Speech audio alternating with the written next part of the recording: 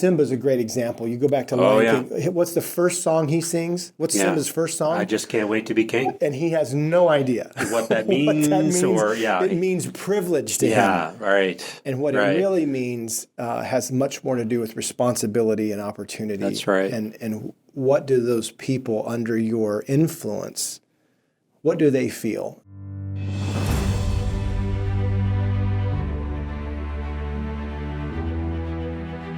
With God, there is always more. More love, more life, more freedom. Welcome to Zoweh's Exploring More with Michael Thompson.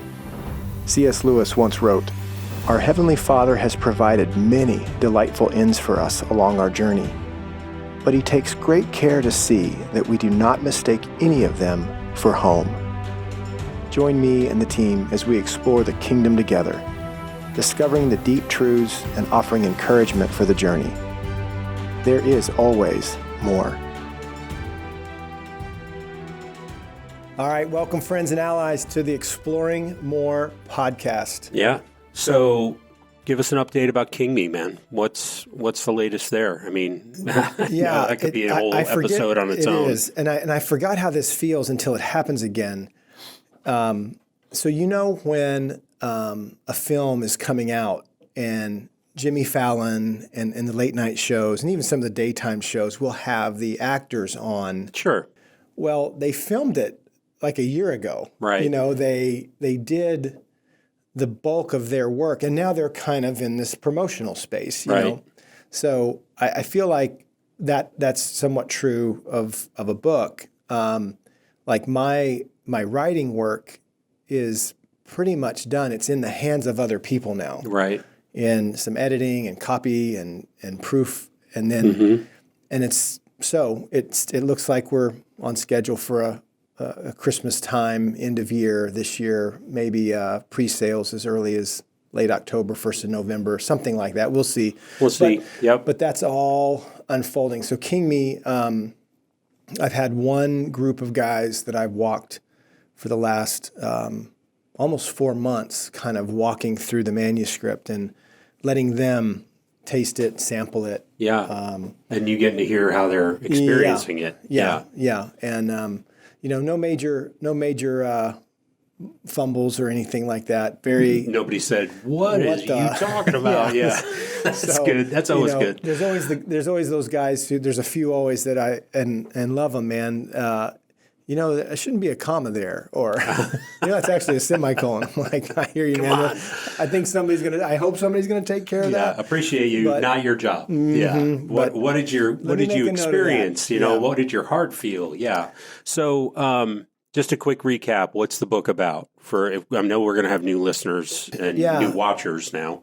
Yeah, it's a book that focuses more on the masculine journey, the masculine image bearer, and what does that look like? When you think, if you ever took a psychology class, one of the subjects you usually talk about in a general psych class is developmental psychology. Like, we are developing, we are evolving, we're moving from this infant to boy, girl, adolescent, and then teenager, and into puberty, and we're so not static. There's this physical evolution that we're going through, and emotional and psychological. That's right. For sure. So all of those components, spiritual. When you put a spiritual layer on all of that, what does that look like? Right. What does it look like to journey your heart's story, your heart's journey, and what you needed at different stages?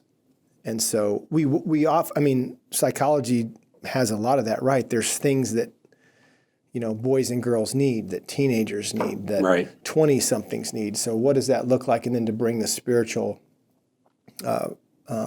ingredient, if not the most significant component of it is spiritual, how does that work and how does that look? And so there's this ideal, and then there's what I got, and then there's what so many men got. Yeah. And, it addresses a lot of different things,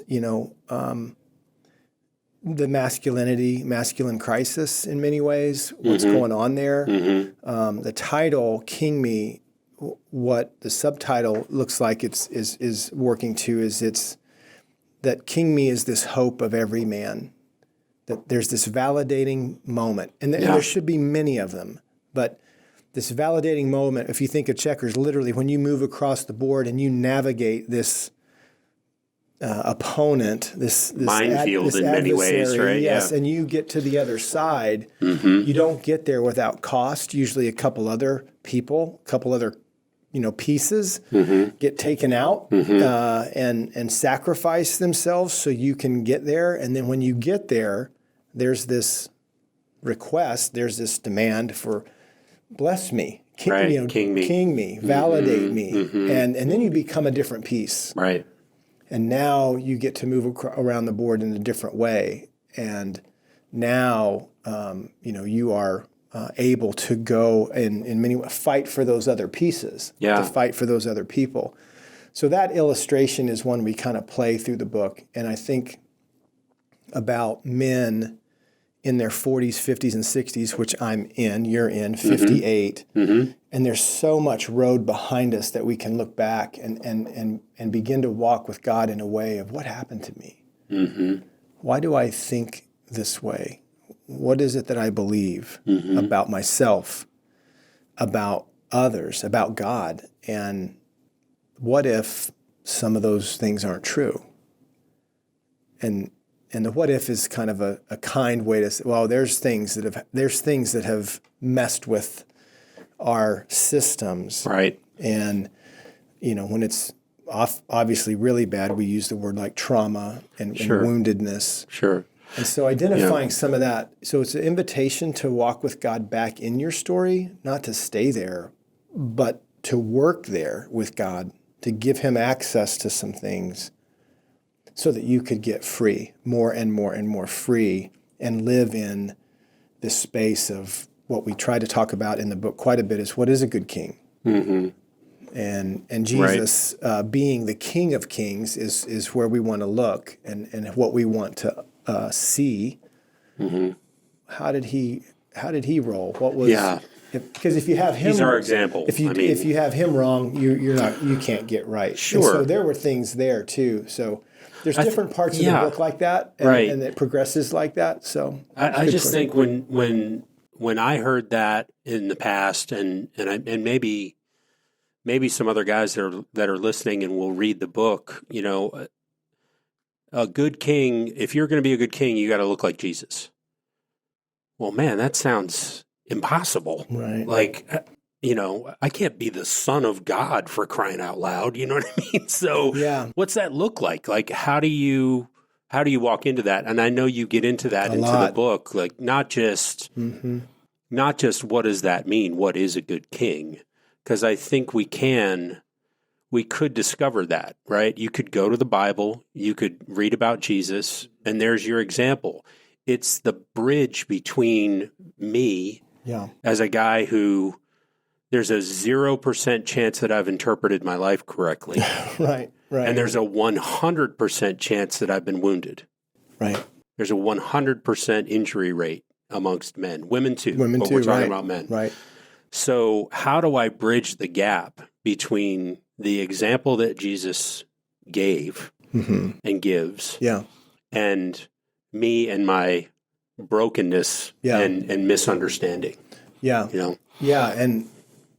And it's more obtainable than you think. I'm discovering. I mean, in terms of becoming like Jesus, that is actually, as wild as it sounds, that's the idea. How cruel would it be, right? God, if you couldn't do it? Yeah, that God had, that he would, he would send his likeness. Here's Jesus, God-man, and he's showing us that we can have what Jesus has with the Father. Yeah. And so you see John 14, 15, 16, 17, this very important, group of chapters.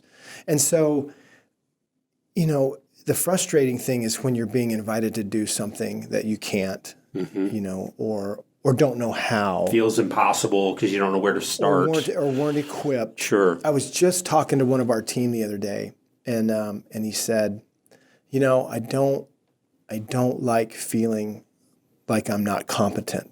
And I went, it's like Morpheus. I know exactly how you feel. I know exactly what you mean. Yeah, man. And so, but it was just an honest expression of, it's one of our newer teammates and them stepping in. They're learning. They're learning the way. They're learning the different, just the different things about our shop and our team and how we roll. And so, to feel like a foreigner or to feel like I'm out of class, to I don't feel understand like I don't, the language. Right, all of that. And so I think, to your point, I think as men, and I think women have their version of this too, I don't know what I'm supposed to be. I don't know what I'm supposed to do here. I don't know how to do this.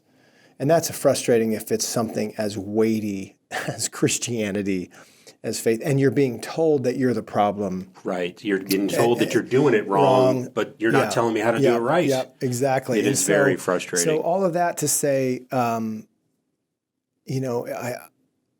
hope that it's a hopeful book that kind of explains some of the things that have happened and why they can happen in this place called a fallen world. Yeah. And so the first part of the tagline, the first part of the subtitle of King Me is the hope of every man to be validated that way, initiated and validated, and the desire of God to do so. That he doesn't want you in the penalty box. He wants you on the ice. He doesn't want you, locked away. Yeah. He wants you in the game. And so equipped with his power and authority, right? Yes, and you can move about the board. Yeah. You're no longer restricted. Yeah. Right? Exactly. So I would say that, as many authors do, I stole a lot of stuff from some of the best. You got there's nothing new under the sun. You got Barkalow, Gary Barkalow, and there's a chapter on the glory of your life that comes later. There's the masculine journey, where Dr. Hicks, who was a big Hebrew scholar who brought the masculine journey through the Hebrew. Dalby too, right? Gordon Dalby and the healing of the masculine soul. Of course, John Eldredge, who's written quite a bit on the subject. So those guys have impacted me in a way that I felt compelled, which is a good way to, most people write things that mirror somewhat their journey, and felt compelled that if I can gain ground here, maybe anybody could, maybe everybody could. Sure. And so those guys were great. And then C.S. Lewis and Dallas Willard has been one of my favorite. Morgan Snyder, who got his book out, Becoming a King, not too long ago. I mean, something's going on in the kingdom and in the world of men, particularly. Tony Evans, and I mean, there's a lot of masculinity being talked about. Yeah, kings, kingdom. You know, I think Tony Evans was Kingdom Men a couple years ago. That's right, and I didn't know that. When I started this, this was about my own desire to still at 58, there's still a desire to be validated, to be initiated, to be seen, to continue to do this well. And when I don't, to recover quickly, not brush it off and rub some dirt on it, it'll stop bleeding in a minute. Yeah. But keep hobbling along because, just walk it off. But how do you deal with some of these things that tend to creep up on a man in his 40s, 50s, and even 60s in those king stages before he becomes what we call an elder sage? And I found that if you don't walk with God and go with God for healing and for treatment, these things have a way of repeating themselves in the ones that you've been given to love, that are in your kingdom. So when I think about a king, there's a kingdom. And, Simba's a great example. You go back to Lion King. What's the first song he sings? What's Simba's first song? I just can't wait to be king. And he has no idea what that means. It means privilege to him. Yeah, right. And what it really means has much more to do with responsibility and opportunity. That's right. And what do those people under your influence, what do they feel? And if you don't know what the masculine journey is, it's going to be really hard to raise boys in that way.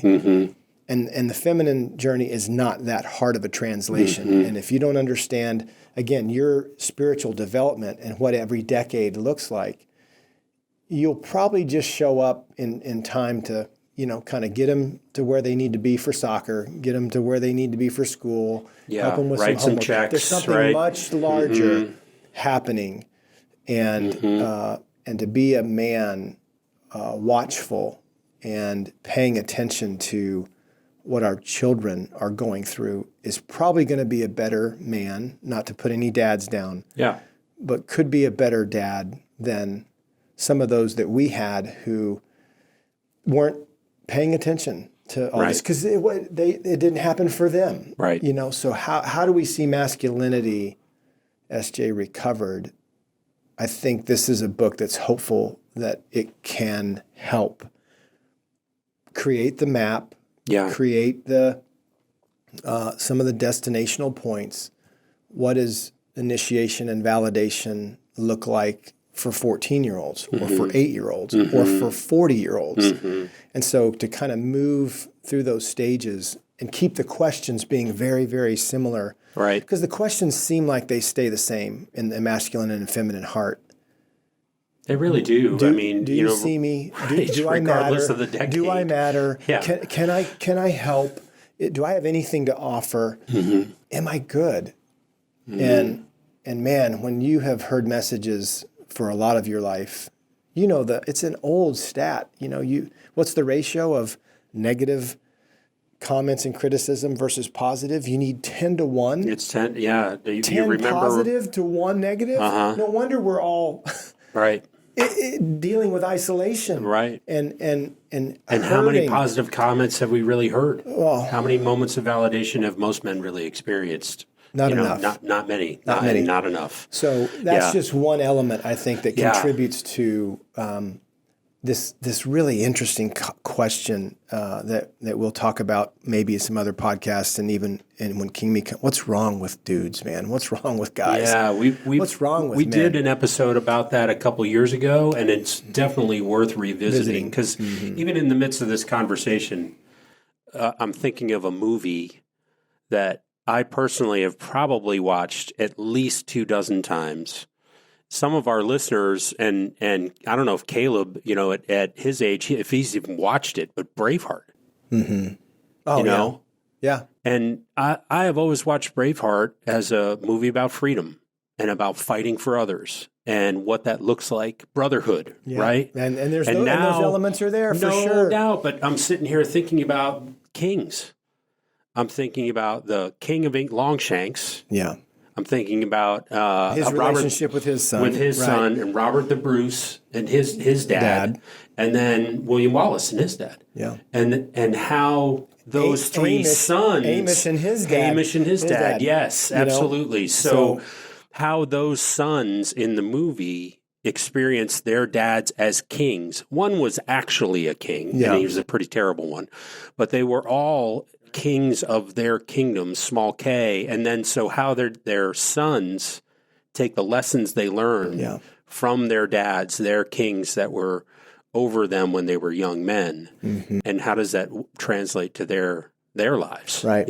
And even the supplemental, right, Uncle Argyle who comes in and fathers in the absence of William Wallace's dad. So it's really interesting to think about going back and watching other movies that we've seen before, because we use movies as parables at our weekends and sometimes as we're talking about it on the podcast. So to go back and watch it from that king perspective, it'd be really interesting. No, we keep telling this story over and over and over again.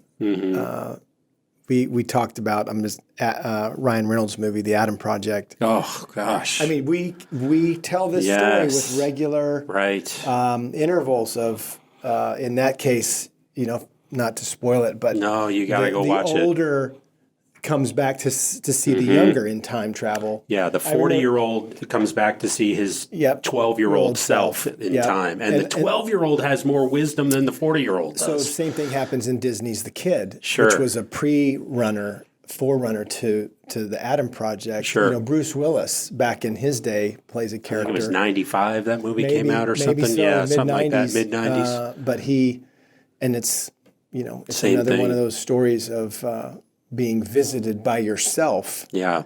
And how does that work? Well, this is, there's elements of King Me like that where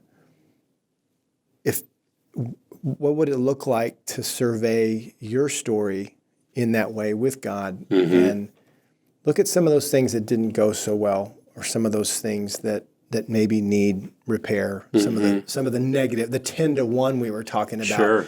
You can't not be affected and infected by some of those things. And what if you could get that infection out? What if there was a love of God that could transform you, heal the broken places, change that piece into something else, and turn you loose, Right. and give you permission With power and with authority. power and authority. Yeah, it's not if you fail, but give you permission that when you fail, it's okay. We'll keep going. I'm with you. I'm for you. Yeah. Yeah, and so, I'm excited. I feel like it's going to be a part of our fall in a big way, and Christmas, and we'll get to talk about it some more. But we may go chapter by chapter, have different people in. Bless your heart. It'd be great.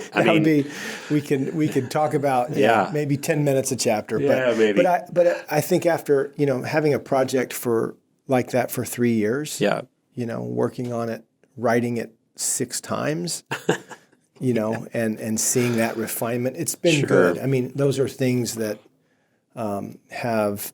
My story, your story, you got stories of my friends, our team, and teammates in there. So it's a collaborative effort. I got to hold the pen and do most of the writing. But writing a book like that has been not in isolation. It's happened in and through friendship. My girls, Robin, they have their pages. They kind of grimace, that. Oh, I remember that story. Or I remember when that happened. Yeah. So letting them be involved in that space has been good. So Well, before we kind of land the plane here, lastly, I just want to talk about Robin, Sherry, our women's initiative. What's going on there? We released the 6-session video series, The Deepening Journey, or a little bit earlier this year. Yeah, really cool. But we're hopeful for women at churches, at small groups, at everywhere to grab a hold of that and jump into it, because it's really sort of an introductory version of kind of what we teach at the Deepening Weekend, what Robin and Sherry and Dana and some of those others. 4 pillars in very sessions and talks and encouragement. Yeah. So it's really designed as a video series. It comes with the journal workbook, and you can go through it leading into the weekend, and then as a follow-up after the weekend as well. There's a bunch of stuff online. They can see trailers and different excerpts, at the website. TheDeepeningExperience.com is where you want to go to check that out. Yeah. But so we'll have them in the studio too, I'm sure, at some point here pretty soon. They're probably right outside the They door are waiting for their turn. From what I've heard from both of them. What I heard from Sherry. When do we get to podcast? What I heard from Sherry was that they don't need us. They just want to come in here and take over. That's not happening. I don't know if that's going to happen. But we'll see. Yeah. So that's I was going to say that's something great. that would get us in trouble, so I'm not saying We'll that. save it till we have a cigar later. Okay. When we have a cigar later, you can share it with me. Yeah. I think SJ. There's some. I'm looking at some of our podcast lineup. Where we're headed. Maybe just to share the isolation. What does it look like to fight isolation, end isolation? What are we seeing in that? What's God showing us in that conversation, and what are we bringing to that from the kingdom? I think one of the things that I'm excited to look at is just this idea of what do I believe, and that podcast series about what we were talking about earlier. You said if some things have happened to me experientially that have caused me to act or behave or kind of draw back from certain things, where did I learn that? How was I taught? My immediate response is behavior is rooted in belief. Yeah. Yeah. And so what if I believe things that aren't true, to your point earlier, then I'm probably going to be acting and reacting in ways that aren't good. Sure. So I look forward to doing that series. That'll be great. In that series, there's this conversation I want to have about having a broken compass. And I have a story too about the first handheld little GPS I got, little Garmin, for hunting. Yeah. My dog and I got lost as geese, man. I thought, I've got my thing now. I'm connected to a satellite. Come on. Right. And so I set out getting lost on purpose to some degree. Like, my yellow lab at that time, Lord bless him, is Gibson. I about killed him. I mean, it was in August. We were getting ready for deer season, and we are trompsing around, and I finally find a road and get out of there. And I'm not sure how. Part of it was I didn't really know how to use the tool. And I finally kind of get the signal, and I am walking in different directions and not following my waypoints. It was a mess, man. Finally found a road, walked it for, I think I got 5 miles out off my mark. Wow. In August. In North Carolina. Yeah. I think I carried him for... Come on, Gibson, you can make it. So broken compass. Dying of thirst. Yeah, this is when your instruments aren't right and you don't know how to use them. Right. What kind of and yet that's something that we often associate with our hearts. Sure. If you're not calibrated. That's the thing I was thinking about, right? You have to not only know how to use it, but is it calibrated properly? I want to talk about that. And there's false self and true self stuff in there that we like to talk about. Another series I think will be great if we can fit it in after the girls join in the microphones. But just fascinating kind of discoveries about the 2 trees in the garden. The series on 2 trees, the knowledge of good and evil. And how what that produces, what kind of trees produce fruit, and how that fruit works, and what it does to you. Yeah, exactly. And so just an opportunity to go explore some more. And those are just a few things I'm excited about. No, I love it, man. And that's that's why we called it Exploring More. Because we just. It's I wouldn't say I was I didn't believe it, but I certainly was a little bit unsure about what that would look like when this message found me. I found this message of Zoweh is what does continuing to explore look like? Don't I ever arrive somewhere? And I remember thinking that, but I can't remember the last time I thought that. Yeah. If that makes sense. Because I love it. I love exploring with God and then, sharing with my friends and what that exploration looks like. So we're different. That's why you can read a passage that you might have had underlined and go, wait, or reread some book that you rewatch a movie you loved a few years ago, and you had some things highlighted, and you're looking at certain things going, wait, why did I not highlight that 3 or 5 years ago? But yes, you hear and see things like your Braveheart example. All of a sudden you see, wait, this is a film about fathers and sons. Right. And now you can't not see it. Right. So that the familiar often has more, for us, and yet, with God and the kingdom of God, I've never been here before. We say that all the time. Right. 58, married to Robin, 3 girls that are now in their mid-20s and older, and I've never been in this place before. A team of 11, never been here before, so.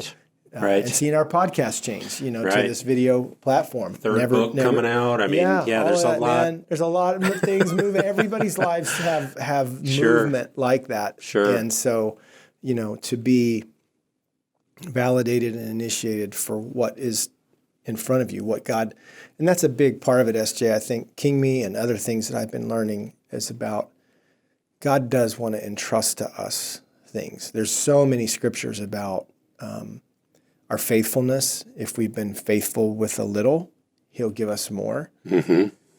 And it's not just more chores, more to do. It's more influence. It's more impact. It's more folks to love. That need to know a good king, a good man, a good woman who knows the kingdom way. And so exploring more is I think our best option. Yeah. To just continue to walk with him into, these seasons that. I'm not sure I can run the same place I ran last year. But that's okay. I can that's run right. them. I can run them in a similar way, but even the defense, right? The enemy is not going to let you take ground easily. Right. And as you do, they have to change their game plans. And how can we thwart what God's doing in this man and in this woman's life? And so, but even that is under the the watchfulness, the sovereignty of God.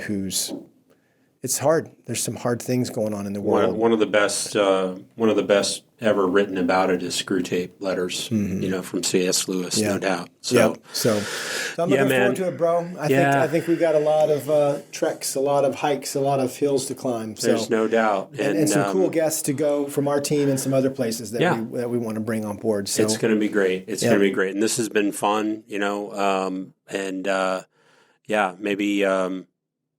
I would say in the bottom of either the screen or, somewhere in the description, Caleb will figure out where to put it in there. But Zoweh.org is our website. You can find more information about us, upcoming events, resources, gear on our store. I mean, all of that is available at Zoweh.org. If you have questions you want to ask us, something you want to comment on, exploring more at Zoweh.org is the email. You can also comment, below. If you're watching this on YouTube or your other video podcast platform of choice. But if you'd leave us a rate and a review, that would really help us be found. And until next time. We hope that you, you'll continue to explore with God and be found and discover and wrestle and tell the stories of what that exploring more looks like, where God takes you. So till next time. Thanks to Caleb. Thanks to Serena. We'll see you next time. We hope you have enjoyed this episode of Exploring More. The landing page for this podcast is Zoweh.org/podcast. That's ZOWEH.org/podcast, where you can find the show notes and various platforms to which we broadcast. You can also find us and the Life of More by visiting Zoweh on YouVersion Bible app, Right Now Media, our Facebook page, and Zoweh on Instagram and Twitter. Remember, with God there is always more, and you were made for more.